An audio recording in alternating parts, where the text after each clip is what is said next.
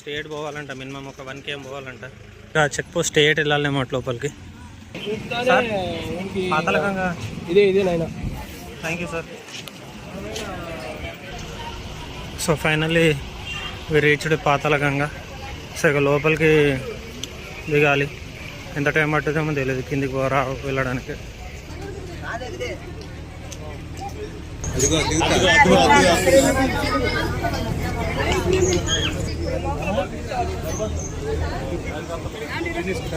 ఇదంతా పాతాళగంగా స్టెప్స్ కిందికి.